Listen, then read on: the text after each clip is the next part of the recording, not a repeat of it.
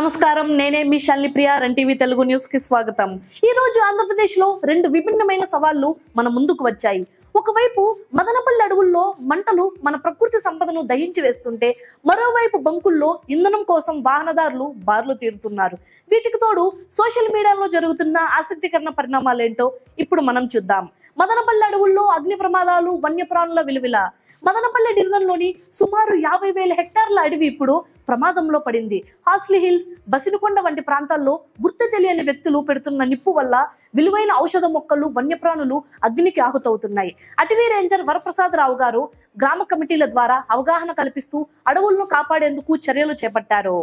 ఏపీలో ఇంధన శాఖ బంకుల వద్ద నో స్టాక్ బోర్డులు. రాష్ట్రంలో పెట్రోల్, డీజిల్ కొరత లేదని అధికారులు చెబుతున్న క్షేత్రస్థాయిలో పరిస్థితి భిన్నంగా ఉంది. ఉమ్మడి గోదావరి, కర్నూలు జిల్లాల్లో బంకుల వద్ద వాహనదారులు ఫుల్ ట్యాంక్ చేయించుకోవడానికి ఎగబడుతున్నారు. కంపెనీల సరఫరా తగ్గించాయనే ప్రచారంతో జనం భయాందోళనకు గురై అవసరానికి మించి నిల్వ చేసుకుంటుండడమే ఈ సమస్యకు ప్రధాన కారణమని తెలుస్తోంది. ఎంపీ రాఘవ్ చడ్డా షాకింగ్ నిర్ణయం, తగ్గిన ఇన్స్టా ఫాలోయింగ్. ఆమ్ ఆద్మీ పార్టీని వీడి బీజేపీలో చేరిన ఎంపీ రాఘవ్ చడ్డాకు సోషల్ మీడియాలో గట్టి ఎదురుదెబ్బ తగిలింది. ఆయన పార్టీ మారిన 24 గంటల్లోనే ఇన్స్టాగ్రామ్ లో దాదాపు 10 లక్షల మంది ఫాలోవర్లు తగ్గిపోయారు. రాజకీయ నిర్ణయాలు యువతపై ఎంతటి ప్రభావం చూపుతాయో అనడానికి ఈ పరిణామమే నిదర్శనమని విశ్లేషకులు భావిస్తున్నారు. ఎస్వతిని దేశంలో హెచ్ఐవి పంజా గడగడలాడుతున్న జనం. దక్షిణాఫ్రికాలోని చిన్న దేశం ఎస్వతినిలో ప్రతి నలుగురిలో ఒకరు హెచ్ఐవి బాధితులుగా ఉన్నారన్న వార్త ప్రపంచాన్ని తీవ్ర కలవర పెడుతోంది.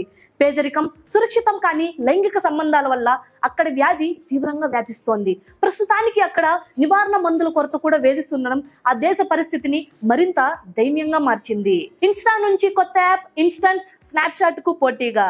యువతను ఆకట్టుకోవడానికి మెటా సంస్థ ఇన్స్టాన్స్ పేరుతో ఒక ఫోటో షేరింగ్ యాప్ ను తెచ్చింది. దీని ద్వారా తీసిన ఫోటోలు 24 గంటల తర్వాత ఆటోమేటిక్ గా డిలీట్ అయిపోతాయి. ఎడిటింగ్ ఆప్షన్లు లేకుండా కేవలం సహజమైన ఫోటోలను పంచుకోవడమే దీని ప్రత్యేకత.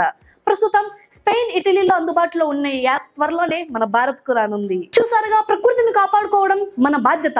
అలాగే అసత్య ప్రచారాలను నమ్మి ఇంధనం కోసం కంగారు పడకండి. రాఘవ్ చడ్డా నిర్ణయంపై మీ అభిప్రాయం ఏంటి? అలాగే ఇన్స్టా కొత్త యాప్ మీకు నచ్చిందా? కింద కామెంట్ సెక్షన్ లో తెలియజేయండి. మరిన్ని తాజా వార్తల కోసం చూస్తూనే ఉండండి రన్ టీవీ తెలుగు. నేనే మీ శాలిప్రియ. సెలవు.